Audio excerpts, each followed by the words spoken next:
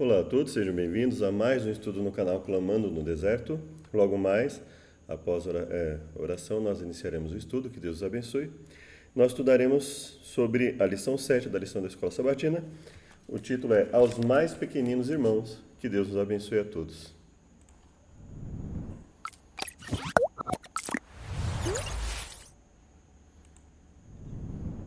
Obrigado, Deus, por mais uma chance de aprendermos a Tua mensagem. Tenha misericórdia de nós, nos perdoe e nos purifique, nós imploramos em nome de Jesus. Amém. Desde já gostaria de fazer um pedido a vocês que possam colaborar com o canal, curtindo, compartilhando, ativando o sininho para as notificações e se inscrevendo. É muito importante tudo que você faz, os comentários também que você puder fazer no canal, isso ajuda a potencializar para que o canal possa ser divulgado e mais pessoas possam ter acesso a esse conteúdo, caso você entenda como relevante. Vamos lá então, verso para memorizar. Então rei dirá aos que estiverem à sua direita, venham benditos de meu Pai, venham herdar o reino que está preparado para vocês desde a fundação do mundo. Então, essa é a fala de Jesus em Mateus capítulo 25, verso 34. Né? Ele fala, venham benditos de meu Pai, venham herdar o reino que está preparado para vocês desde a fundação do mundo. A Bíblia fala muitas vezes dos estrangeiros, chamados às vezes de estranhos, dos órfãos e das viúvas. Esse grupo pode ser aquele a quem Jesus se referiu como meus pequeninos irmãos, em Mateus 25:40. Como podemos identificar essas pessoas hoje? Os estrangeiros dos tempos bíblicos eram indivíduos que tinham que deixar a sua terra natal, talvez por causa de guerra ou fome. Então, uma circunstância bastante extrema, em que eles já saíam fragilizados do local em que estavam e buscavam auxílio em algum outro local e a forma como seriam tratados iria interferir muito na continuação da sua vida, na qualidade de vida que eles teriam. Os órfãos são crianças que perderam os pais devido às guerras, acidentes ou doenças. Esse grupo também pode incluir aqueles cujos pais estão na prisão ou estão ausentes. Que amplo campo de serviço está exposto aqui. As viúvas são aquelas que perderam seus cônjuges, pela mesma razão que os órfãos. Muitas são chefes de família e poderiam aproveitar toda a ajuda que a igreja pode oferecer. Como veremos nessa semana, por sermos gestores dos negócios de Deus, ajudar os pobres não é apenas uma opção. Devemos seguir o exemplo de Jesus e obedecer às suas ordens. Lembrando que nós não estamos pregando aqui a imposição. Estamos dizendo que é uma ordem no aspecto moral, né? Um dever moral que nós temos diante de Deus, no quesito de amar a Deus e ao próximo, a Deus sobre todas as coisas e ao próximo como a nós mesmos. Então vamos lá? A lição de domingo nos diz, vida e ministério de Jesus. No início do ministério público de Jesus, ele viajou a Nazaré, na região da Galileia. Essa era a sua cidade natal e as pessoas dali já tinham ouvido falar de sua obra e de seus milagres. Como era seu costume, Jesus frequentava os cultos de sábado na sinagoga. Embora não fosse o rabino oficial, um dos presentes entregou-lhe o pergaminho de Isaías e pediu-lhe para fazer a leitura. Jesus leu Isaías 61, versos 1 e 2. Leia Lucas 4, compare com Isaías 61 e Lucas 7. Por que Jesus escolheu essa passagem específica? Porque esses versos de Isaías eram considerados messiânicos? O que eles revelam sobre a obra do Messias? Vou ler o conteúdo da lição, depois nós vamos para a Bíblia. Visto que os líderes religiosos aparentemente ignoravam as profecias que falavam de um Messias sofredor e aplicavam mal aquelas que apontavam para a glória de sua segunda vinda, ou seja, o que a lição está dizendo aqui não se identificava adequadamente que haveriam duas vindas, por exemplo, a vinda dele como Messias sofredor e a sua vinda posterior em glória. A maioria das pessoas acreditava na falsa ideia de que a missão do Messias seria libertar Israel dos romanos. Pensar que a declaração da missão do Messias vinha de Isaías 61 e 2 deve ter sido um verdadeiro choque.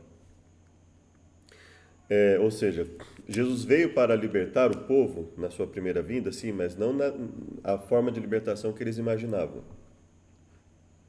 Os pobres geralmente eram desprezados pelos oficiais inescrupulosos, como cobradores de impostos, negociantes e até mesmo seus próprios vizinhos. Pensava-se que a pobreza fosse maldição de Deus e que sua condição fosse culpa deles mesmos. Em parte, isso ocorre também na visão de muitas pessoas, né? Independente da religião que elas tenham. Elas têm essa visão muitas vezes do pobre e muitas vezes se confunde a ideia de que existem pessoas que realmente não se dedicam para uma mudança de vida, mas existem outras pessoas que não têm as ferramentas adequadas para uma mudança, pelo menos não uma mudança mais rápida. Então, nós, como cristãos, podemos potencializar isso, não só ajudando materialmente, não só ajudando com um alimento, com um benefício físico, uma reforma na casa, um auxílio, mas ajudando em termos profissionais, por exemplo, fazendo um curso para que essas pessoas tenham acesso a um material mais acessível, que elas muitas vezes podem não ter condição de pagar cursos particulares. Então, é potencializar de alguma forma para que essas pessoas tenham acesso a profissões, tenham acesso ao ambiente da igreja, não é? Muitas igrejas, né, a maioria das igrejas, elas poderiam usar muito melhor os seus espaços para fazer atividades de auxílio a essas pessoas, em muitos aspectos, né? Então, nesse ponto, nós precisamos aí talvez assumir um meia-culpa, podemos fazer mais, né? Não quer dizer que não estejamos fazendo, mas podemos planejar talvez melhor a forma de auxiliar, para não ficar naquele assistencialismo de toda hora ter que fazer a mesma coisa, né? Porque nós não damos muitas vezes a chance necessária para a pessoa, e também para identificar aquelas pessoas que efetivamente realmente querem mudar de vida e têm condição para isso, daquelas que não querem ou mesmo querendo não têm as condições necessárias para uma mudança. Então existe um leque aí que nós podemos abrir, né?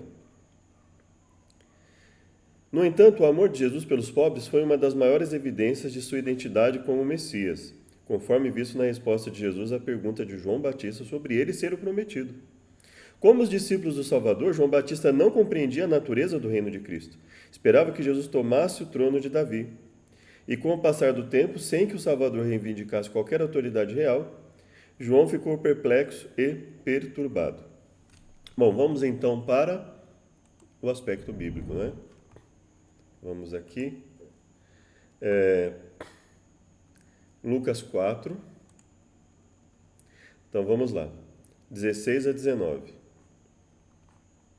Bom, Lucas 4 fala que Jesus, cheio do Espírito Santo, voltou do Jordão e foi levado pelo Espírito ao deserto. Então fala da tentação de Jesus. Pela virtude do Espírito, voltou Jesus para a Galiléia e sua fama correu por todas as terras em derredor. Então, aqui Jesus iniciou o ministério de uma forma bastante enfática, bastante intensa. Ensinava nas suas sinagogas e por todos era louvado. E chegando a Nazaré, onde fora criado, entrou no dia de sábado, segundo o seu costume na sinagoga, e levantou-se para ler. Então, começa o 16 aqui, né? Então, aqui fala do ministério dele, né? Depois da tentação, ele vai para a Galiléia, ele começa a pregar pela velocidade da narração, nós vemos que foi algo muito intenso. Jesus começa a pregar e começa a fazer os seus trabalhos e começa a ir em vários lugares. A sua fama aumenta, tanto no aspecto benéfico como maléfico, ou seja, levantou muita inveja, levantou muita oposição também. Ensinava nas sinagogas, por todos era louvado, e chegando a Nazaré, onde fora criado, entrou no sábado, segundo o seu costume, na sinagoga e levantou-se para ler. Foi-lhe dado o livro do profeta Isaías. Quando abriu o livro, achou o lugar onde estava escrito: O Espírito do Senhor é sobre mim, pois me ungiu para evangelizar os pobres. Então, começa aqui falando de evangelizar os pobres. Mas aí fala também, enviou-me a curar os quebrantados de coração. Aqui já entra um termo que, pelo menos na língua portuguesa, ele já não fica limitado aos pobres financeiramente, mas a todos os quebrantados de coração. A pregar liberdade aos cativos, mesma coisa. Então, muitas pessoas descobriram que eram cativas. Nós vamos ver uma delas, pelo menos na lição, né? Na lição de terça-feira. Nós vamos ver um cativo que não se libertou. Na lição de quarta-feira, nós vamos ver um cativo que decidiu se libertar e foi muito feliz nisso, né? Restauração de vista aos cegos, pôr em liberdade os oprimidos, anunciar o ano aceitável ao Senhor. Então ele fechou o livro, devolveu ao assistente e assentou-se. Na sinagoga, todos tinham os olhos fitos nele. E ele começou a dizer-lhes: hoje se cumpriu a escritura que vocês acabaram de ouvir. E aí tem a continuação do texto. Nós não vamos ler, porque a lição tem bastante passagens para lermos, né? Então vamos comparar com Isaías 61, 1. Antes de falar de Isaías 61, 1, eu gostaria de ler Isaías 60, algumas partes com vocês aqui. Levante-se, refulja, porque chegou a sua luz, e a glória do Senhor raia sobre você. Olhe, a escuridão cobre a terra, dessas trevas envolvem os povos. Mas sobre você raia o Senhor, e sobre você se vê a sua glória. As nações virão à sua luz, e os reis ao fulgor do seu alvorecer, né? Não do seu alvorecer, do seu alvorecer. Olhe ao redor, veja, todos se reúnem e vêm a você. De longe vêm os seus filhos, e suas filhas vêm carregadas nos braços.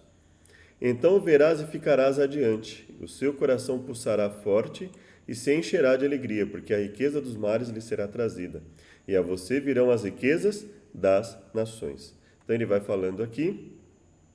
Quem são esses que voam como nuvens, que voam como pombas para os seus ninhos?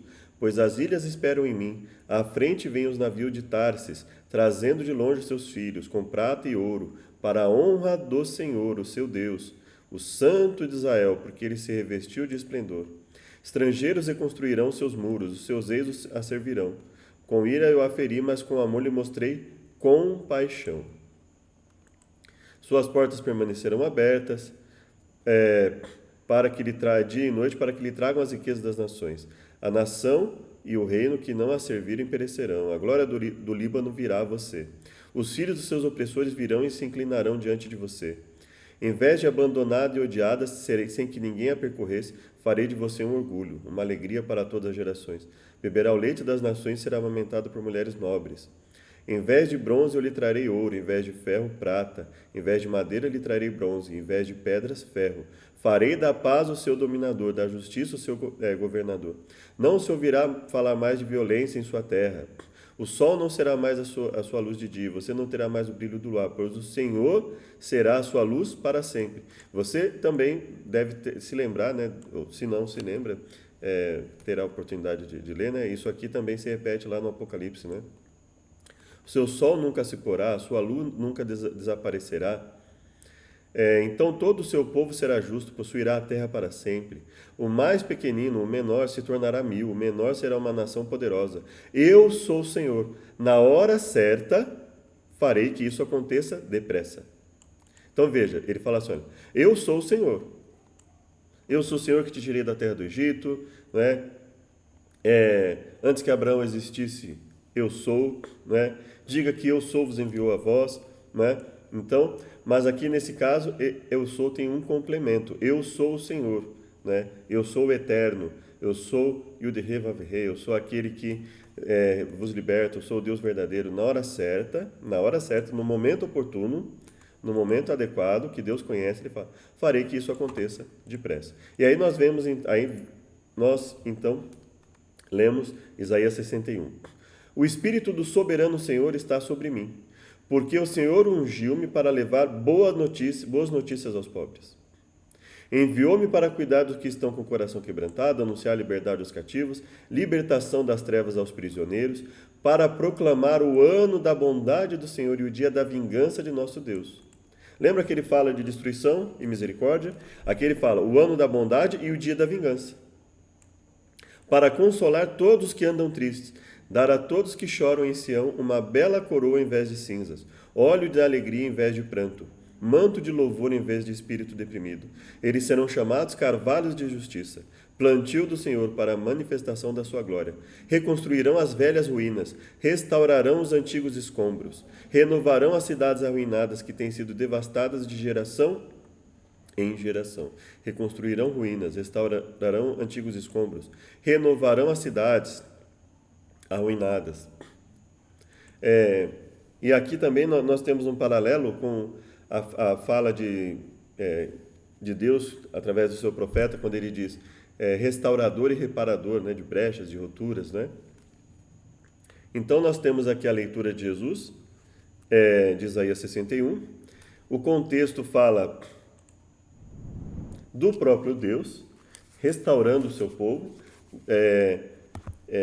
dando a glória das nações ao povo de Deus, fazendo uma verdadeira renovação para o seu povo. Então, nós vemos aqui, o plano de Deus é de restauração, o plano de Deus é de auxílio ao seu povo. Provisão de Deus para os pobres, segunda-feira. Os escritores da Bíblia incluíam muitas das prescrições de Deus em favor dos pobres, estrangeiros, viúvas e órfãos. Temos registro disso em diversos escritos desde o Monte Sinai. Durante 6 anos você semeará a sua terra, recolherá os seus frutos. Porém, no 7º ano, deixe a terra descansar e não a cultive, para que os pobres do seu povo achem o que comer e os animais do campo comam do que sobrar. Façam o mesmo com a sua vinha e o seu olival. Êxodo 23. Então, nós vamos aqui preparar Êxodo 23.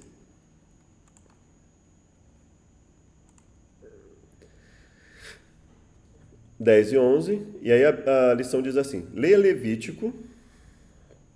Nós já estamos com Levítico pronto aqui, inclusive. Vou deixar próximo aqui. Leia Levítico 23, 22 e Deuteronômio 15, 11. Por mais diferente que seja o contexto hoje, que princípios devemos tirar desses versos? Ou seja, ainda que a interpretação leve diretamente a um determinado contexto, existe possibilidade de aplicação do texto para os nossos dias. Ou seja, existem princípios ali que foram dados a eles, mas não exclusivamente a eles. Existe uma crença por muitas pessoas de que o que foi dado para Israel foi só para Israel, o que nos levaria a uma situação bastante difícil. Então, ou seja, o que Jesus falou teria sido só para Israel, o que foi dado a Romanos foram só para os romanos, aos Coríntios só aos Coríntios, aos Efésios só aos Efésios, a Timóteo só valia a Timóteo e ao seu grupo ali, a Tito só valeria a Tito e ao grupo que estaria com ele. Então veja que a ideia de que algo dado a um povo só é para aquele povo, ela não é apoiada pela Bíblia. Quando a Bíblia em Hebreus, por exemplo, e isso em toda a Bíblia, né? Você olhar, o profeta posterior, ele se utiliza muitas vezes de informações anteriores para advertir o povo. E quando você vai de Mateus a Apocalipse, você vai ver a mesma coisa. Inclusive, Hebreus fala, olha, esses foram testemunhos para nós, tanto no aspecto bom, naquilo que nós devemos copiar, como no aspecto ruim, naquilo que nós devemos evitar. Então, a Bíblia fala constantemente de princípios. Ela fala, olha, isso foi feito a eles, mas não se aplica só a eles, é a todos nós. Existem princípios que valem para todos nós. Então, esse é o aspecto bíblico. Então, por isso que é importante nós sempre termos isso em mente. Bom, Êxodo 23, 22 nos diz o seguinte, nós vamos, né? Eu vou ler para vocês algumas partes de Êxodo 23. Olha que interessante, verso 5. Se vires o jumento daquele que te odeia, caído debaixo da sua carga, deixarás, pois, de ajudá-lo? Certamente o ajudará a levantá-lo. Então, veja, Deus pregava, ou seja, não foi uma exclusividade de Jesus, por isso Jesus falava de forma tão enfática, tão incisiva aos líderes de sua época. Porque ele não estava trazendo, muitas coisas que ele falava não eram coisas novas, eram coisas que já existiam nas Escrituras. Então ele fala, se vires o jumento daquele que te odeia, caído debaixo da sua carga, deixará de ajudá-lo, certamente o ajudarás a levantá-lo. Não perverterás o direito do pobre na sua demanda. Das palavras de falsidade te afastarás. Não justificarei o ímpio. Não matarás o inocente e o justo, porque não justificarei o ímpio. Fala da questão de não aceitar suborno, não oprimir os estrangeiros, no verso 9. Por quê? Um dos motivos.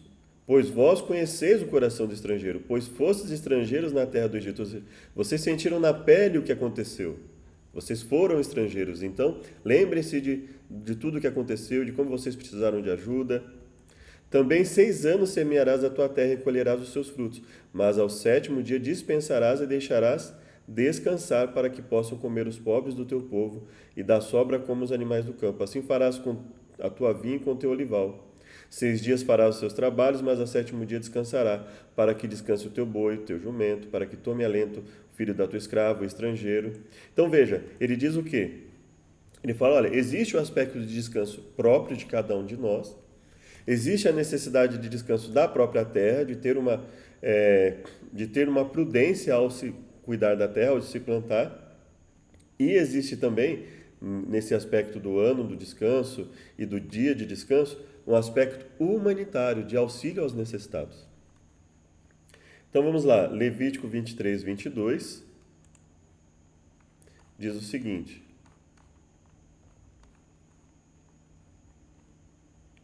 quando fizeres a colheita da vossa terra, não acabarás de cegar os cantos do teu campo. Quando fizeres a colheita, não acabarás de cegar os cantos do teu campo, nem colherás as espigas caídas da tua cega.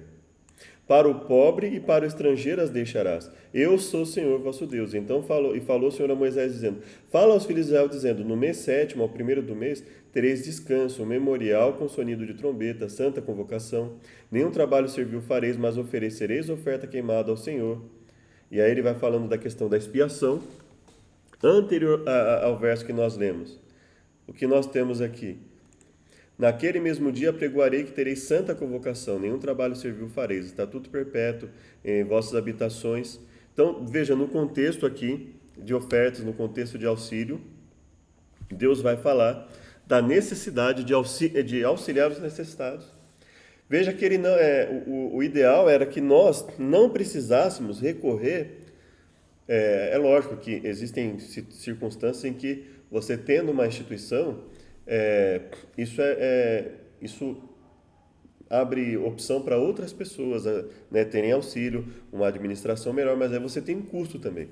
Da forma que Deus estabeleceu aqui, se cada um de nós tivermos consciência da necessidade de auxílio, nós não precisaríamos gastar tanto com instituições, porque nós auxiliaremos daquilo que temos.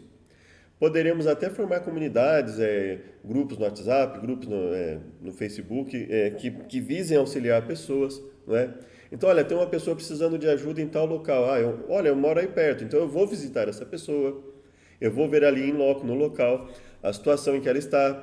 Se realmente é o caso de auxiliar, como auxiliar, qual é o auxílio que aquelas pessoas precisam, se é um auxílio, se basta o auxílio de alimento ou de uma roupa, como está aquela pessoa, ela tem condição de trabalhar, não tem, né? Então, nós temos uma série de opções aqui, desde que nós nos conscientizemos da necessidade, né? Deuteronômio 15, 11. Deuteronômio 15, 11. Pois nunca deixará de haver pobre na terra, pelo que te ordeno, dizendo: livremente abrirás a tua mão para o teu irmão. Na Nova Versão Internacional diz: eu ordeno que abra o coração para o seu irmão israelita, tanto para o pobre como para o necessitado de sua terra. Veja, Deus fala do auxílio ao pobre e necessitado. Então, é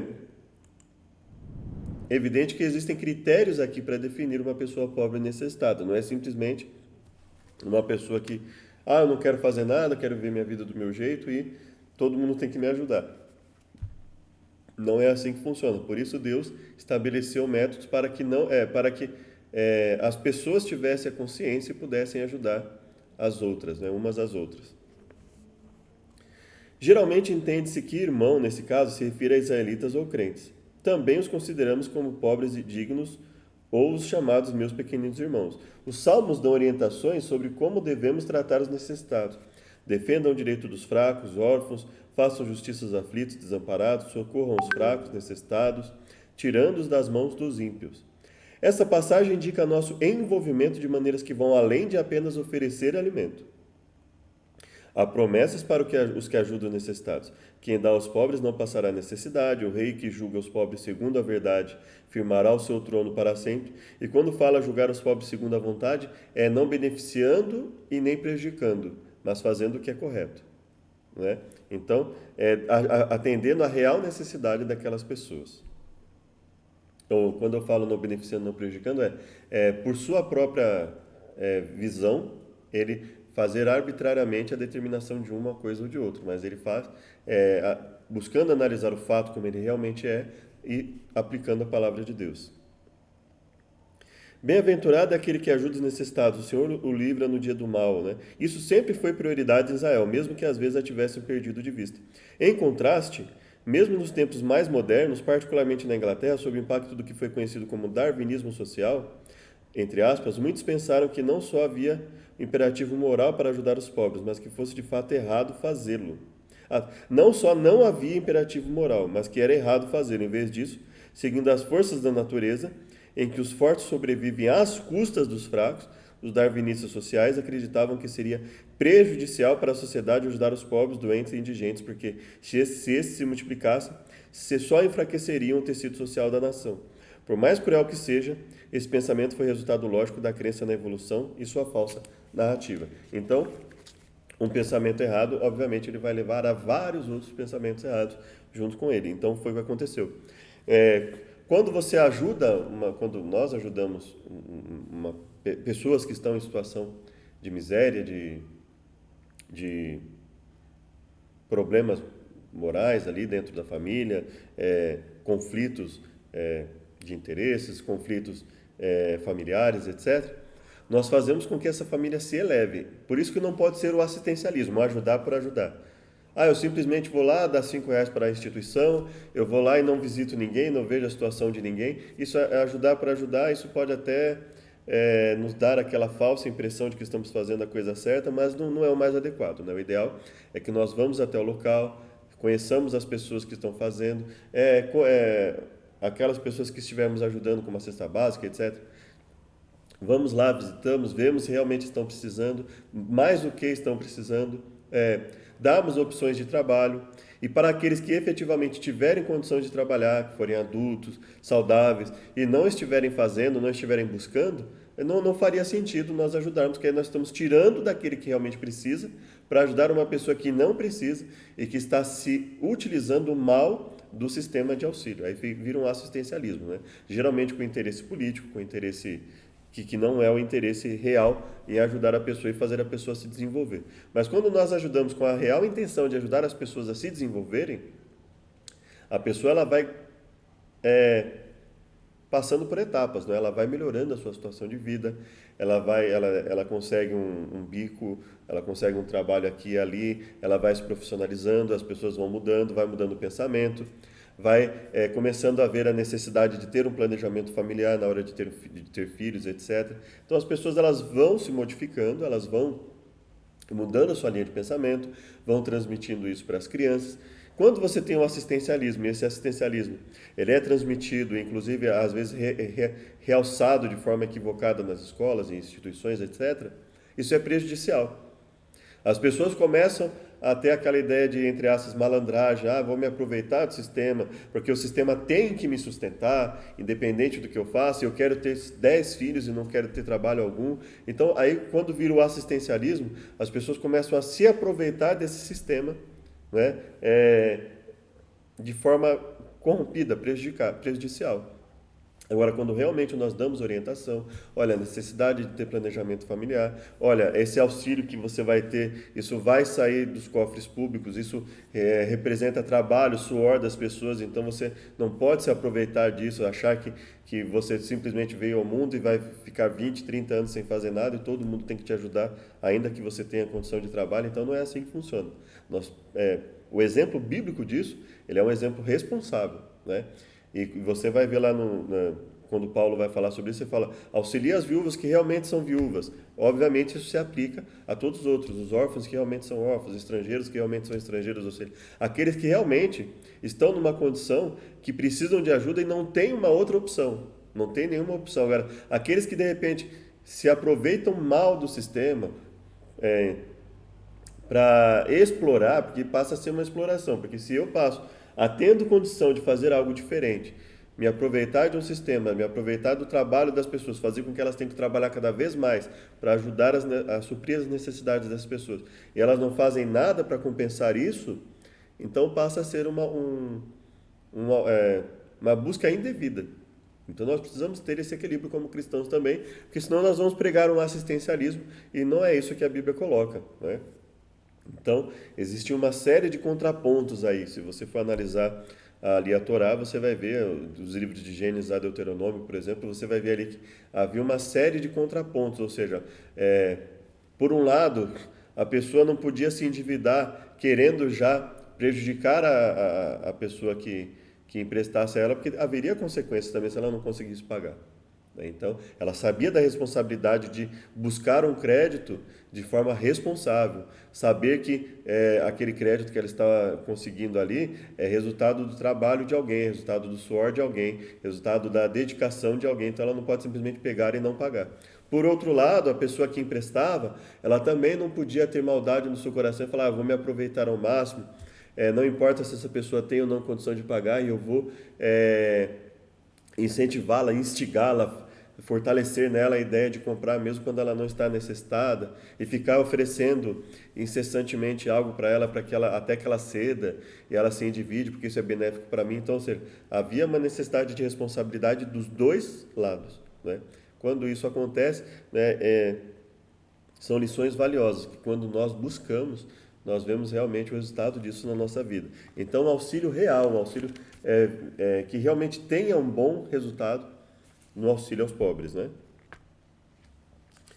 Na lição de terça-feira, o jovem rico. Então, uma pessoa que teve um privilégio e não soube utilizá-lo, né? Vamos lá em Mateus 19. Mateus 19.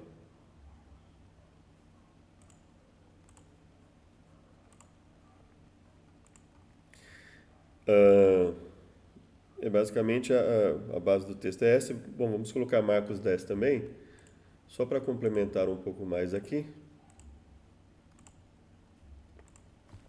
Bom, então o jovem rico. A lição nos diz o seguinte: não sabemos muito sobre o jovem rico, além da sua riqueza e do seu interesse nas coisas espirituais. Ele tinha interesse? Ele tinha, né? O interesse dele parece verdadeiro? Parece verdadeiro, sim, né? Ele era tão dinâmico que correu até Jesus, conforme Marcos 10, 17.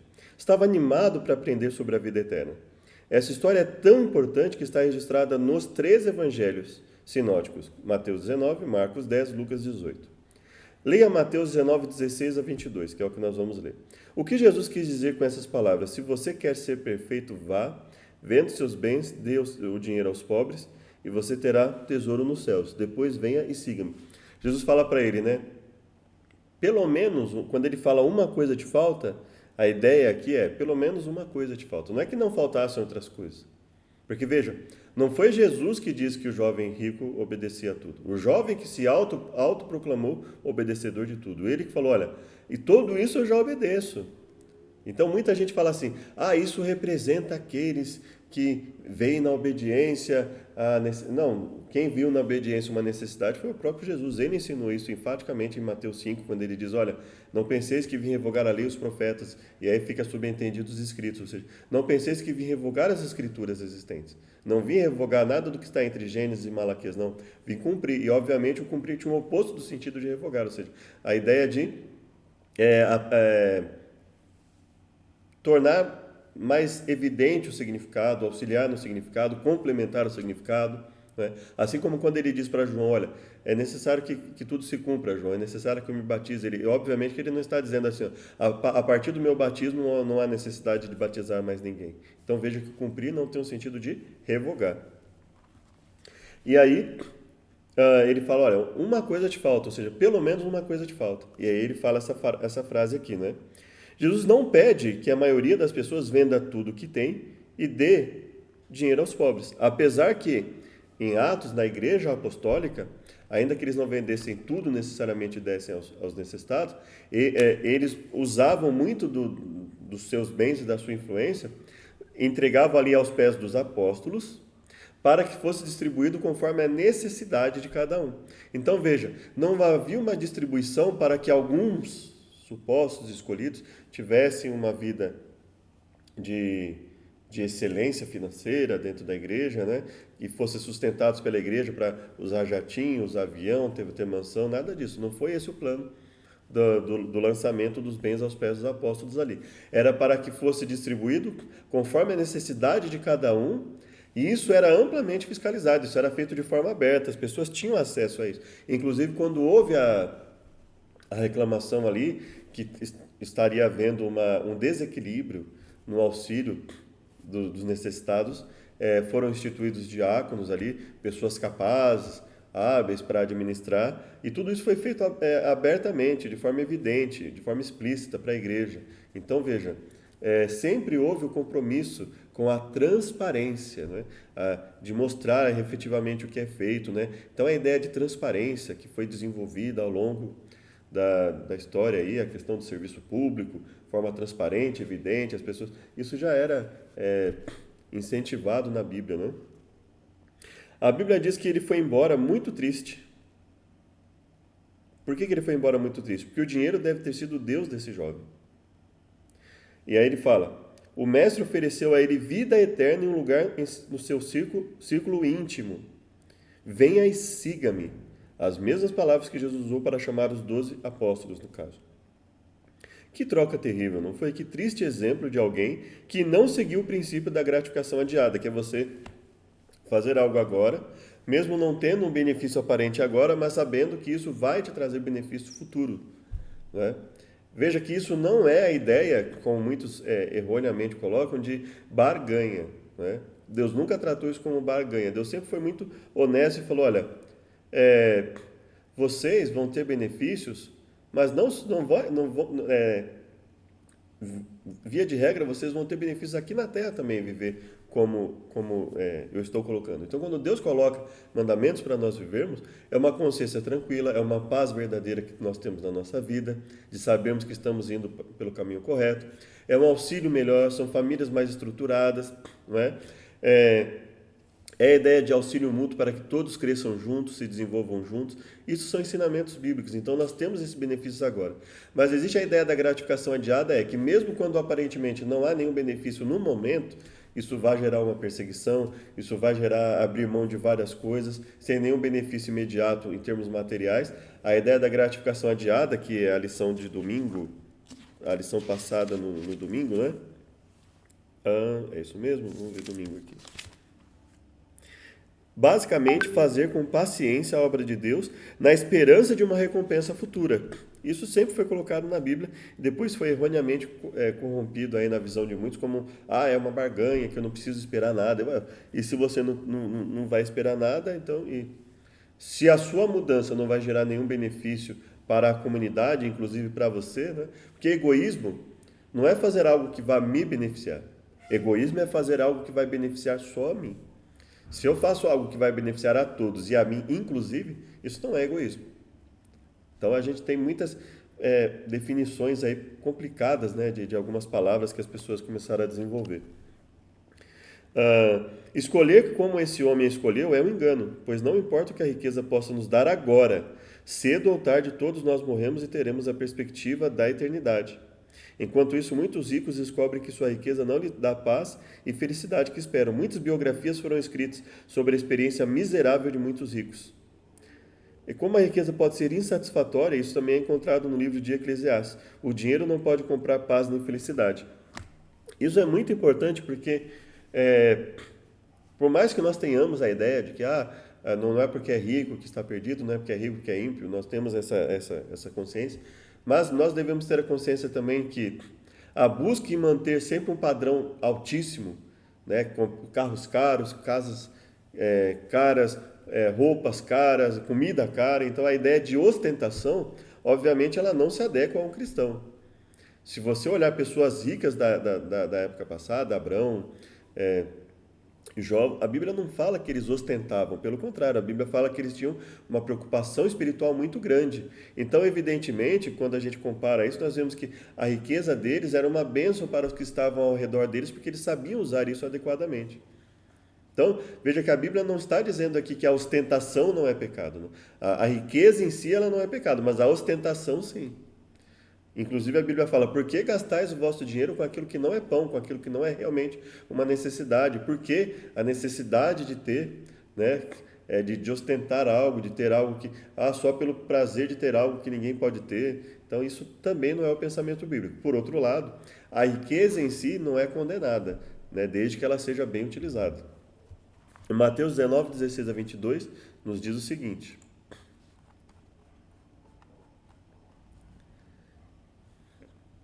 Então vamos lá.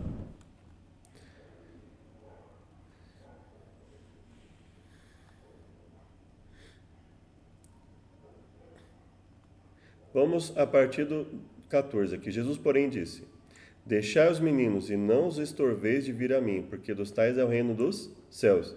Essa é a história do quê? De quando trouxeram alguns meninos para que sobre eles pusesse as mãos e orasse, mas os discípulos os repreendiam. Então, aí foram levados meninos, pessoas, né, até Jesus ali, e aí ele fala, olha, deixa que eles venham a mim, porque deles é o reino dos céus.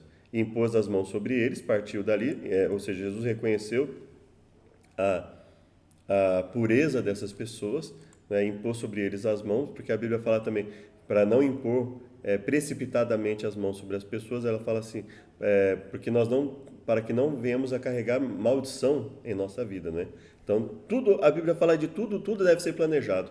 Nada deve ser feito por impulso, por aquele emocionalismo, aquele êxtase, nada disso. Tudo deve ser feito de forma cautelosa. Se você olhar as parábolas de Jesus, os ensinamentos de Jesus, tudo é muito planejado, não é? As coisas não são aleatórias, como muitas vezes se dá a entender, com muitos que saem por aí contando histórias à torta e à direita, sem um planejamento adequado, e muitas vezes sem conhecer até as próprias parábolas de Jesus, né?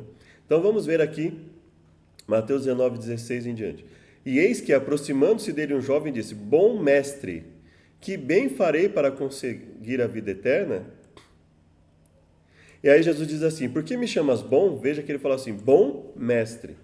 Ele fala, por que você me chamas bom? Ou seja, quem é um bom mestre? Ele fala assim, não há bom senão um só, que é Deus. Então, ou seja, quem é o bom mestre senão o próprio Deus, né? E quem é aquele que realmente auxilia as pessoas, né? Senão aquele que vem de Deus. Ele fala, se queres, porém, entrar na vida, guarda os mandamentos. Se queres, porém, entrar na vida, guarda os mandamentos. Isso foi muito... Sim, não tem como fugir dessa frase de Jesus, né? E aí ele disse assim, quais? E aí veja que Jesus ele vai focar nos mandamentos relacionados ao próximo, não vai focar nos mandamentos relacionados a Deus. Evidentemente que Jesus não está dizendo assim, olha, os outros mandamentos não precisam ser seguidos, né? Ele não fala de todos os mandamentos aqui, veja só. Ele fala, olha, não matarás, não cometerás adultério, não furtarás, não dirás falso testemunho, honra teu pai e tua mãe e amarás o teu próximo como a ti mesmo. Mas os mandamentos, era só isso? O próprio Jesus disse que existe um mandamento que pode ser resumido em amar a Deus sobre todas as coisas, e resumir não é anular. Resumir, ele fala assim, olha, existem mandamentos que têm como base esse, amar a Deus sobre todas as coisas. Existem mandamentos que estão baseados em amar ao próximo como a si mesmo. E desses dois mandamentos dependem toda a lei e os profetas, ou seja, esses são princípios, mas que existem normas que mostram como fazer isso da forma adequada, da forma correta. E aí o jovem disse, olha, tudo isso eu tenho guardado desde a minha mocidade, o que me falta ainda? Ele se autoproclamou como guardador de tudo isso. E veja que mesmo esse tudo não estava envolvendo todos os mandamentos, porque Jesus não citou todos os mandamentos para ele aqui. Mas, evidentemente, ele entendeu que Jesus estava se referindo a quê? Ele estava se referindo à necessidade de guardar mandamentos. Jesus falou para ele Jesus deu um rol exemplificativo, ou seja, Jesus deu exemplos de mandamentos para ele. Ele falou, olha, tudo isso tenho guardado, tudo isso que o Senhor falou eu tenho guardado. Possivelmente, pode ser que ele tenha entendido, e possivelmente tenha entendido adequadamente, que Jesus estava dando exemplos de mandamentos e tenha falado assim, olha, eu tenho buscado guardar toda a lei, né? E aí ele fala assim, o que me falta ainda? Então ele está perguntando a Jesus, o que me falta? Eu creio que ele não imaginava qual seria a resposta de Jesus. Ele imaginava qualquer outra coisa, menos que Jesus fosse falar aquilo para ele. E aí ele fala assim, olha, se queres ser perfeito, então Jesus fala, olha, diante do que você mesmo falou, né, que você já guarda tudo isso, e o que te falta, ele fala, se quer ser perfeito, ou seja, se quer completar o que falta, considerando o que você mesmo disse, vai, vende tudo que tens e dá aos pobres, e terás um tesouro no céu, e vem e segue-me. Até porque, no ministério de Jesus, as pessoas não passavam fome também. Tudo era distribuído conforme a necessidade de cada um. Então, ele mesmo não passaria necessidade. Então, Jesus fala, olha, abandona essa riqueza que está te prejudicando, que você não está sabendo administrar adequadamente para a honra e glória de Deus e para o seu crescimento espiritual, e vem e me segue. Você não vai passar necessidade porque nenhum deles que estão comigo passa, né? E o jovem, ouvindo essa palavra, retirou-se triste, porque possuía muitas propriedades. Então, veja, ele nem pestanejou, ele nem pensou duas vezes, ele simplesmente se afastou, né? Ele não queria definitivamente abrir mão disso. E aí Jesus diz, em verdade vos digo que é difícil entrar um rico no reino dos céus.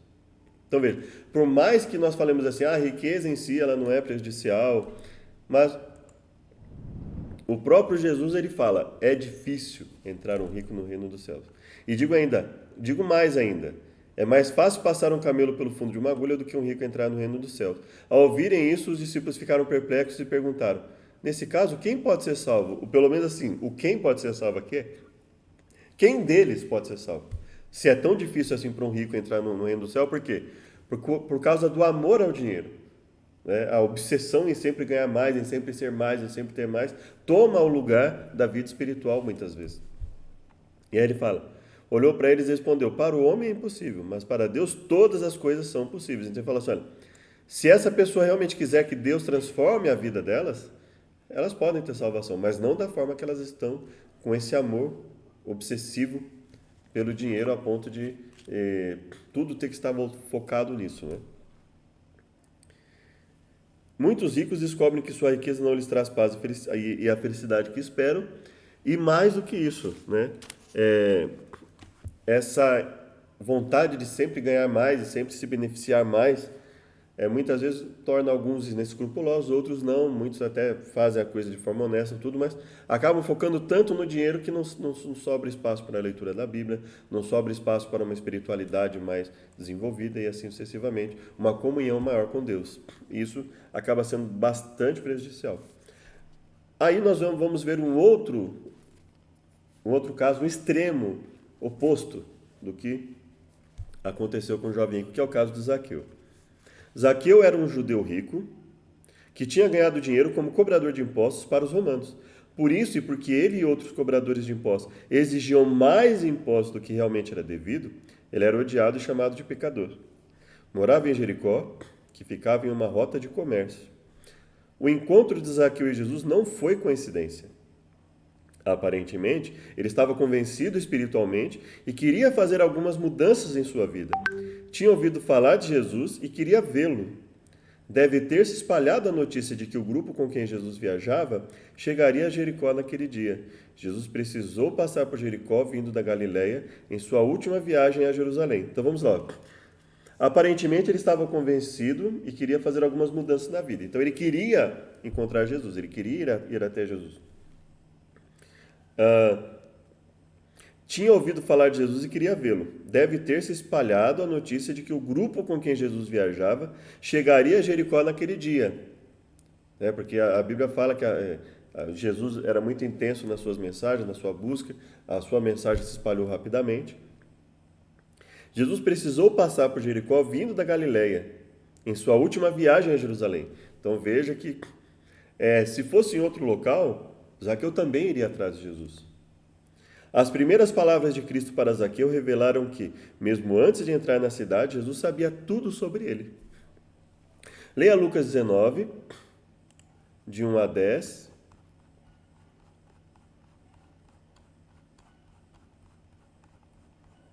Quais foram as diferenças entre a experiência desse homem rico com Jesus e a do jovem rico? A principal diferença foi a decisão de cada um diante do que Jesus ofereceu a eles, né? Zaqueu e o jovem rico tinham coisas em comum. Ambos eram ricos, queriam ver Jesus, desejavam a vida eterna. Zaqueu reconheceu que a ilicitude de muito do que ele tinha feito, né? E depois de cumprir a sua obrigação em relação ao que era ilícito, ele também sentiu a necessidade de oferecer mais.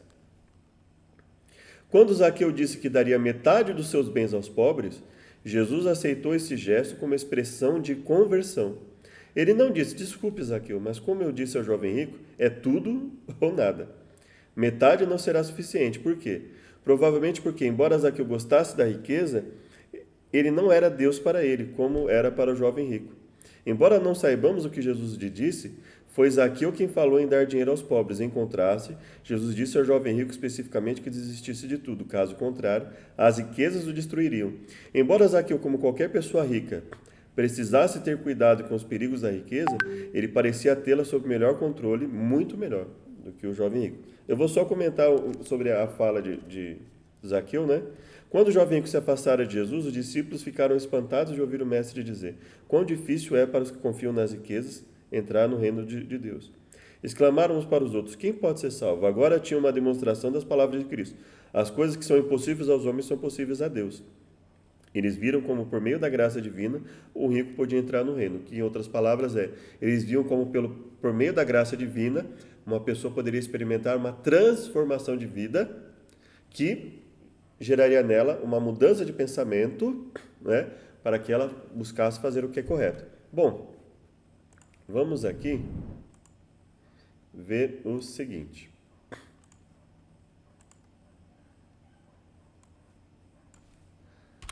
Bom, vamos lá. Então, vamos ver o que Zaqueu falou e depois nós vamos voltar para cá. Então, Lucas 19, né? Tendo Jesus entrado em Jericó, atravessava a cidade, havia ali um homem rico chamado Zaqueu, chefe dos publicanos. Ele queria ver quem era Jesus, mas sendo de pequena estatura não conseguia por causa da multidão. E assim correu adiante e subiu numa figueira brava para vê-lo, pois Jesus ia passar por ali. Quando Jesus chegou àquele lugar, olhou para cima e lhe disse: Zaqueu, desça depressa, quero ficar em sua casa hoje. Então ele desceu rapidamente e o recebeu com alegria. Todo o povo viu isso e começou a se queixar. Ele se hospedou na casa de um pecador, ou seja, ele se hospedou na casa de um traidor, de uma pessoa que voluntariamente quer fazer o mal para as pessoas, né? Só que Jesus não estava apoiando o erro de Zaqueu. Jesus estava apoiando a oportunidade de Zaqueu conhecer o Evangelho para ter a chance de mudança de vida. Zaqueu levantou-se e disse assim: olha, Senhor, estou dando metade dos meus bens aos pobres. Metade dos meus bens aos pobres. Então pensa nisso. Então vamos colocar aqui: metade dos bens aos pobres.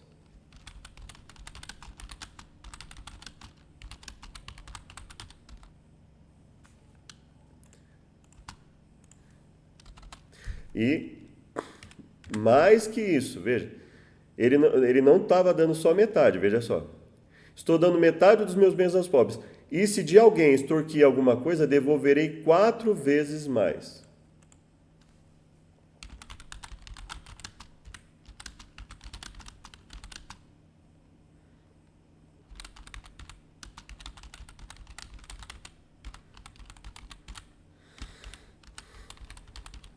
Então vamos lá. Vamos pensar o seguinte aqui. Metade dos bens aos pobres, mais devolver 4 vezes o que pegou indevidamente. Então vamos ver o seguinte: se ele doasse metade dos bens aos pobres, ele ficaria com a outra metade, correto? Então, 50% mais 50%. Ok. Então ele fala metade dos bens aos pobres e devolver 4 vezes o que pegou indevidamente. Bom, se ele pega esses 50%, primeiro ele dá 50%, ok. E aí do que ele extorquiu, ele vai devolver 4 vezes aos pobres. Então imagina só, se de tudo que ele ganhou, tá? Se de tudo que ele ganhou, que dá 100%. Se de tudo que ele ganhou, 10% fosse indevido, vamos colocar extorquido, etc., né? Se 10% fosse indevido e ele fosse doar, se ele fosse devolver 4 vezes mais, seria 40%, correto? Então veja, se ele primeiro dá 50% do que ele tinha aos pobres, então ele tem lá 100%, então ele tem metade, ele dá 50% aos pobres, sobra 50%. E aí, só que de tudo que ele tem, dos 100%, 10% que ele verificasse que foi indevido. E possivelmente, é possível que tivesse até mais, talvez, mas assim, vamos supor que 10% fosse indevido. Ok? Então ele deu metade aos pobres, com os 50% que sobrou, ele ia dar 4 vezes mais do que ele pegou indevidamente. Então, se 10% do total que ele tivesse fosse indevido, ele devolveria 4 vezes, ficaria sem 40%. Isso significa que 50% dá aos pobres, mais 40% que ele doasse, seria o quê? 90%. Então ele teria dado 90% dos bens aos pobres e ficaria com 10%, ok? Então, tudo bem aqui, né? Bom, vamos pensar numa outra possibilidade. Ele tivesse pego, primeiro ele devolvesse o que ele pegou indevidamente e depois do que restasse ele desse 50% aos pobres, ok? Então, fazendo esse mesmo cálculo, ele pegou 10% indevidamente. Então vamos lá. Então ele devolveria 40%, ok? Sobram 60%. Desses 60 ele pega metade e dá aos pobres. Então, daria mais 30%. Sobrariam 30%. Então, veja, daria 70%. Então, ele daria, em qualquer que fosse a circunstância, ele daria a maior parte do que ele tinha para os pobres. Para os pobres e, mais que isso, ele faria o quê? Deixa eu só diminuir um pouquinho a letra aqui.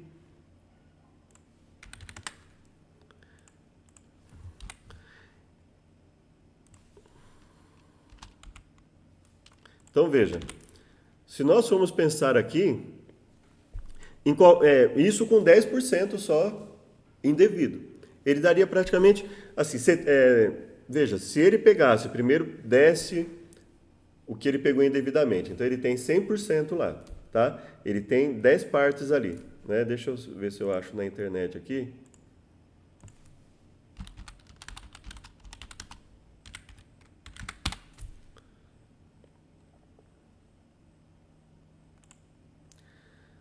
Então, vamos lá.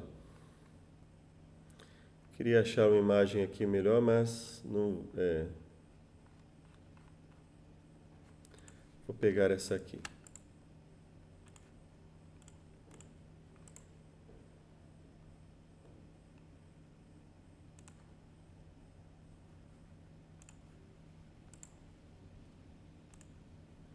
Vou diminuir essa imagem. Colocar aqui.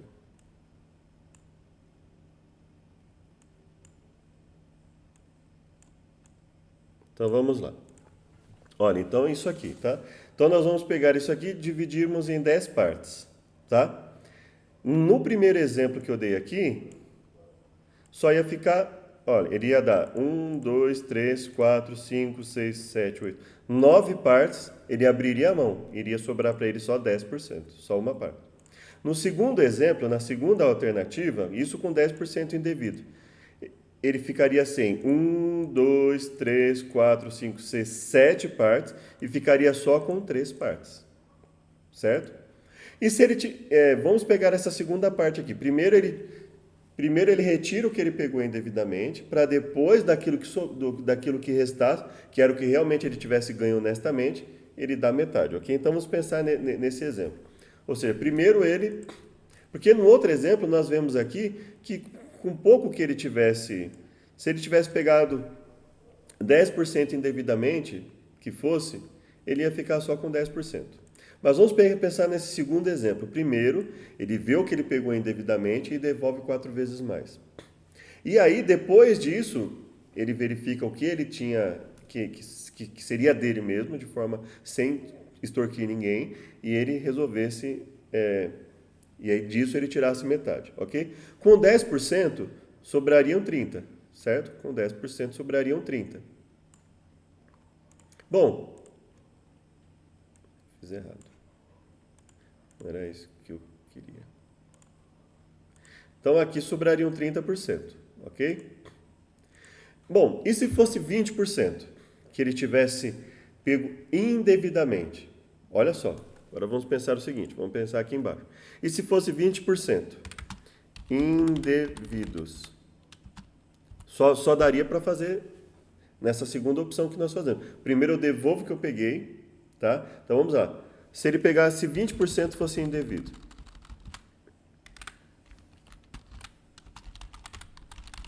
Ele devolveria 80%. Sobram 20%, correto? Desses 20%, ele vai pegar metade do que seria dele efetivamente, né? Porque veja, ele pegou 20 indevido, vai pagar isso quadruplicado, né? Vai devolver quadruplicado, ou seja, ele auxiliaria os necessitados de qualquer forma. E aí sobram 20%. Desses 20%, pega a metade, então seriam o quê? 10%. Sobram quanto? 10% também. Então veja, qualquer que seja a forma que nós pensemos, e por pouco que fosse o que ele tivesse pego de forma indevida, iria sobrar muito pouco para ele, em relação ao que ele tinha. Muito pouco não, porque assim, a gente não sabe o que ele tinha, mas assim, em termos de porcentagem, dentro do que ele estava abrindo mão de muita coisa. Ele estava abrindo mão de uma parte significativa do que ele tinha pego indevido, do que ele sabia que não era dele. E ele estava abrindo mão também daquilo que pertenceria a ele, do que não era indevido. Ele estaria abrindo mão de uma parte considerável disso também. Então, veja, ele abriria mão de uma quantidade significativa do que ele possuía. Ele resolveu abrir mão dessa parte significativa. Então, veja, ao contrário do jovem rico, que falou assim, o que me falta? Ele era rico, dada a facilidade com que ele abriu mão de seguir a Jesus, por essa prova que Jesus pôs a ele, possivelmente ele não tinha nenhum desejo real de ajudar os necessitados, assim como Zaqueu, por exemplo, e outras pessoas abririam mão de uma parte considerável de sua vida, seus bens e talentos para auxiliar os necessitados. Então, essa é uma das diferenças gigantes entre o jovem rico e Zaqueu. Mas perceba que o que eu gostaria que você visse, que eu coloquei aqui, nessa imagem que eu vou colocar novamente, é que Zaqueu abriria a mão de uma parte, mesmo que eu considere só, se eu considerar essa parte aqui, Zaqueu abriria a mão de uma parte considerável de sua renda. Se eu pensar nessa segunda opção, também ele abriria a mão de uma parte considerável de sua renda. Qualquer forma que você pensar, Zaqueu abre mão de uma parte considerável da sua renda. Então, ele não estava só doando metade, porque ele fala assim, olha, metade dos bens dá aos pobres, mas aí, além disso, ele fala, devolver 4 vezes o que eu peguei, de forma errada. Então, ele está dizendo assim, olha, eu quero ajudar os pobres e eu quero também devolver o que eu peguei de forma indevida. Então, veja, ele está abrindo mão de uma parte muito grande do que ele tinha, né? E aí, por isso, Jesus vê que, no caso dele, ele estava livre do perigo das riquezas. Zaqueu, não. Se Jesus tivesse pedido para Zaqueu 70% da sua renda, 50% da sua renda, 80% da sua renda, ele continuaria ainda usando os 20% restantes, os 10% restantes. Então, Zaqueu estava numa situação difícil, em que se aplicava simbolicamente, obviamente que Jesus falou ali foi um simbolismo, que ele fala assim, olha, se o teu olho te faz pecar, arranca, se o teu braço te faz pecar, arranca, ou seja, se você tem algo que te faz pecar, você tem que dominar isso de forma completa, não é? Se o seu olho te faz pecar, então assim, você deixa de ver determinadas coisas. Se o teu braço te faz pecar, deixe de agir em determinadas circunstâncias de forma completa, para que isso não venha a ser um laço, né? Então isso é muito importante. E considere Jó. Leia Jó 1:8. Como o patriarca foi descrito pelo próprio Deus. Então vamos lá. Jó 1:8. E assim nós estamos caminhando para o final. Ficou bastante longa essa lição, né? Graças a Deus. A mensagem é muito importante refletir isso. E se você for parar para pensar, se você pegar 15 minutos por dia para ler a lição, 15, 30, 60, 75, 90, 105. 15, 30, 60, 90, 105. 1 hora e 45 minutos equivale a 15 minutos por dia, né? 7 dias na semana, né? 15 minutos, 30 minutos, 45, 1 hora. 1 hora e 15, 1 hora e 30, 1 hora e 45. Então, se você diluir isso aí, a nossa lição também, nós temos os nossos amigos, irmãos Pedro e Camila, que graças a Deus fazem o trabalho de dividir a lição semanalmente. Então, você não quiser assistir a lição toda, você pode aí pegar, hoje eu quero assistir segunda, eu quero assistir terça, tem no canal também, geralmente. Nem sempre dá tempo de fazer isso, mas você também pode aí, você pode ver que geralmente eu vou falando dia a dia da lição. Então, isso é muito importante, termos mais comunhão, gastarmos mais tempo útil no estudo da palavra de Deus. Então, vamos ver Jó 1:8. E disse o Senhor a Satanás: observaste o meu servo Jó? Porque ninguém há na terra semelhante, ou nem sequer semelhante a ele. Homem íntegro e reto, temente a Deus, que se desvia do mal. O próprio Deus chamou Jó de íntegro e reto. Tão íntegro e reto que ninguém mais na terra naquele momento poderia igualar-se a ele. Isso foi o que o próprio Deus disse a respeito de Jó, palavra por palavra. Mas depois de Jó ter enfrentado uma catástrofe após outra, Deus repetiu o que ele tinha dito primeiramente sobre Jó, que não havia mais ninguém na terra como ele, íntegro e reto, e assim por diante. Porém, então, um novo elemento foi adicionado. Jó era todas as coisas, embora você me incitasse contra ele para destruí-lo sem motivo. Isso é tremendo, né? Isso é impressionante. Ou seja, Deus falando para Hassatan, para Satanás, para o adversário, o que é uma prova de que esse adversário não era, como muitas pessoas dizem aí, ele era um mero serviçal de Deus e Deus é que determinava tudo o que ele ia fazer. Não, quando ele fala assim, olha, Jó, ele só te obedece porque ele tem interesses e tal, ele está dizendo, ou você não conhece os seus servos, então você não sabe de todas as coisas, você não sabe o que passa no íntimo dos seus servos e não está apto a julgá-los adequadamente, ou você está mentindo. Isso foi o que Hassatan fez ali, publicamente, em relação a Deus. E aí, Deus fala, apesar de você ter feito tudo isso aí, foi provado, foi demonstrado que ele é leal. Temos um vislumbre poderoso do caráter íntegro de Jó, quando ele se recusou a abandonar a Deus, apesar de tudo o que havia acontecido e apesar da provocação de sua infeliz esposa. E, obviamente, aqui nós temos que pensar o seguinte, não estou justificando a atitude dela, mas, assim, não foi só ele que perdeu os filhos, perdeu tudo que tinha, não. Foi o casal, né? Imagina uma mãe, depois de ter perdido os filhos, a situação que ela estava, né? Não justificando o que ela fez, mas é compreensível a situação que ela ficou ali.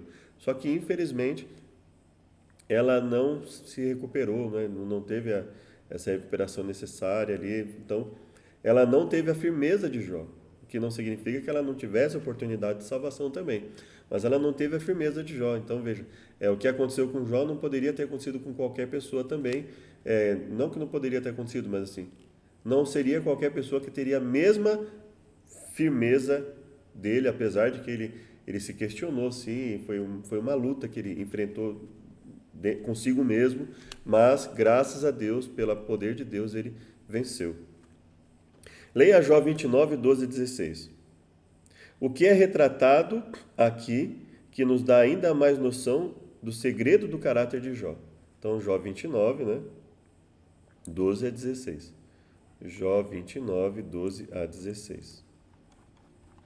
Nós já vamos ver aqui o comentário da lição. Talvez o mais revelador aqui sejam as palavras do patriarca. Era pai dos necessitados, e até as causas dos desconhecidos eu examinava. Jó 29, 16. Em outras palavras, Jó não simplesmente esperava, por exemplo, que algum mendigo em trapo se aproximasse dele para receber dele uma esmola. Em vez disso, era proativo. em descobrir necessidades e depois agir com base nelas. Então ele era proativo em agir. Ele buscava auxiliar. Ellen White sugeriu: não esperem até que os pobres chamem sua atenção para as suas necessidades. Haja como fazia Jó. Aquilo que não sabia, ele investigava. Faça um giro de inspeção e verifique o que é necessário e como melhor pode ser suprido. Como melhor pode ser suprido. Esse é um nível de gestão de dinheiro e administração dos recursos de Deus que está além da prática de muitos filhos de Deus hoje. Evidentemente está mesmo. Jó 29, 12 a 16. Porque eu livrava o miserável que clamava, como também o órfão que não tinha quem o socorresse. A bênção do que ia perecendo vinha sobre mim, e eu fazia que rejubilasse o coração da viúva. Vestia-me da justiça, ela me servia de vestimenta. Como manto e diadema era a minha justiça. Eu me fazia de olhos para o cego, de pés para o coxo. Dos necessitados era pai. As causas do que eu não tinha conhecimento inquiria com diligência. Quebrava os queixos do perverso, dos seus dentes tirava a presa, e dizia: no meu ninho inspirarei e multiplicarei os meus dias como areia. Minha raiz se estendia junto às águas, o orvalho permanecia sobre os meus ramos. Minha honra se renovava em mim, meu arco se reforçava na minha mão. Então veja, são falas. Livrava o miserável, ele vai colocando aqui, né? Os moços me viam, se escondiam, e até os idosos se levantavam e se punham em pé, ou seja, o respeito que possuía. Saía para a porta da cidade, na rua fazia preparar a minha cadeira. Então veja aqui a fala só para você ter, Jó 29. Prosseguiu Jó no seu discurso, dizendo: quem me dera ser como fui nos meses passados, como nos dias em que Deus me guardava, quando fazia resplandecer a sua lâmpada sobre a minha cabeça, e quando eu pela sua luz caminhava pelas trevas. Então veja, quando Jó fala dos auxílios, ele fala primeiramente, ele fala como era bom aquele momento que Deus me usava para ser luz para as outras pessoas, né? Então por isso ele se questionava tanto, porque sempre foi muito, não essa sinceridade que muitos dizem, mas uma sinceridade verdadeira, assim, resplandecia a luz de Deus, ele sabia que ele não fazia aquilo por ele mesmo, né? Estudo adicional de sexta. Quando vier o Filho do Homem em sua majestade, e todos os anjos com ele, se assentará no trono da sua glória, e todas as nações serão reunidas na sua presença, e ele separará uns dos outros. Com essas palavras, Cristo descreveu aos discípulos, no Monte das Oliveiras, as cenas do grande dia do juízo. Mostrou que o veredito gira em torno de um ponto. Quando as nações se reunirem diante dele, haverá apenas dois grupos. Apenas dois grupos. E seu destino eterno será determinado pelo que houverem feito ou negligenciado fazer por ele, por Jesus, na pessoa dos pobres e sofredores. Também, não só isso, mas isso será um dos critérios, ou seja, nós vivemos numa vida de comunhão com Deus ou uma vida de pecado deliberado, uma vida de afastamento constante de Deus. Ao abrir a porta aos necessitados e sofredores de Cristo, você está recebendo anjos invisíveis, está convidando a companhia de seres celestiais. Eles trazem uma sagrada atmosfera de alegria e paz. O Pai em seu trono conta os abnegados servos entre seus mais preciosos tesouros. Isso nós vemos lá em Tiago, né? É óbvio que a Bíblia não está dizendo assim: você vai ajudar as pessoas porque os anjos vão estar perto de vocês. Não, ele está dizendo assim: olha, além do benefício, porque mais bem-aventurado é dar que receber, além da alegria de saber que está sendo útil, que está ajudando as pessoas, você pode contar com as bênçãos de Deus. No momento que você está ajudando alguém, você pode estar ali diante de anjos que Deus enviou para te ajudar, principalmente em momentos difíceis na sua vida, na vida da sua família, na sua vida profissional. Então veja, muitas vezes nós vamos ajudar pessoas que podem ser anjos ou não, ou até mesmo pessoas mesmo que não sejam anjos, e que Deus pode colocar aquelas pessoas diante de nós para nos ajudar também. Então nós estamos ajudando e, por outro lado, Deus está usando aquelas pessoas para nos fazer refletir melhor sobre a nossa vida, termos uma comunhão melhor com Ele. Espero que tenha sido útil. Convido para uma oração final. Obrigado, Pai, por todas as coisas que nos tem concedido, por mais uma chance de falar a Tua mensagem.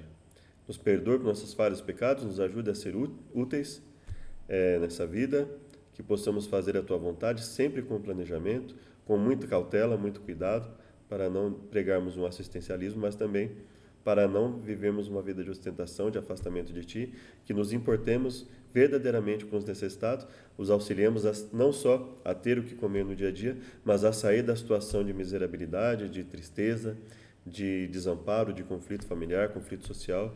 Esteja conosco, nós imploramos em nome de Jesus. Amém. Muito obrigado e até o próximo estudo. Deus os abençoe. Graça e paz.